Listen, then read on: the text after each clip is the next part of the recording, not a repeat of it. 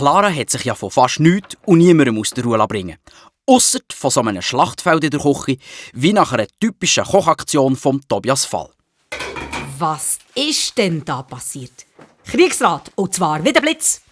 Der Befehl «Kriegsrat» hat für alle bedeutet, alles stehen, alles liegen und sich schnurstracks bei der Clara melden. Wir räumen jetzt alle miteinander die Katastrophen auf.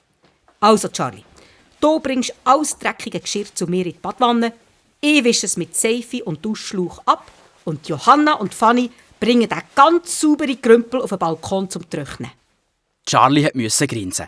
Tante Clara ist einfach super. Mit ihr macht sogar das Abwaschen Spass. Kaum haben sie die verschmierten Töpfe, Brettli und 20 Messer, die der Tobias gebraucht hat, für eine halbe Zwiebel zu schneiden, abgewaschen, kreit die kleine Fanny schon wieder. Kriegsrat, ich will jetzt endlich wissen, wo die Hannelore ist. Sie ist nämlich nicht im Garten. Ich habe schon alles abgesucht.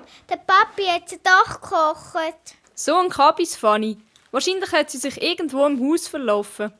Die ganze Familie Fall, ausser Elsa, wo ihre Theaterprobe ist, hat sich auf die Suche nach dem Federvieh gemacht. Wo Charlie an der Zimmertüre vor Elsa vorbeiläuft, hört sie plötzlich ein Gegacker. Sie macht die Tür auf und klopft. Auf dem Kleiderschaft oben sitzt Elsa, kämpft mit den Tränen und streichelt die Hannelore. Der Elsa ihr linken Auge war dick zugeschwollen und blau. Elsa? Hannelore, der Papi hat ja gleich nicht gekocht. Hey Elsa, was machst du da? Ich habe gemeint, du seist in der Theaterprobe. Hey, woher hast du das Feierli? Ein Fußball hat mich getroffen. Ein Fußball, so. Komm mit in die Küche. Mit blauen Feierli kenne ich mich bestens aus. In der Küche hat Clara einen braunen Matsch fabriziert. Sauerrampfeln, Dorf, Moorschlamm, Magerquark und ein paar Kräutchen hat sie zusammengemixt. Dass die Elsa ausgerechnet den Schuttballen ins Auge bekommen hat, findet Charlie sehr erstaunlich. Die Elsa ist ja wirklich kein Schutti-Fan.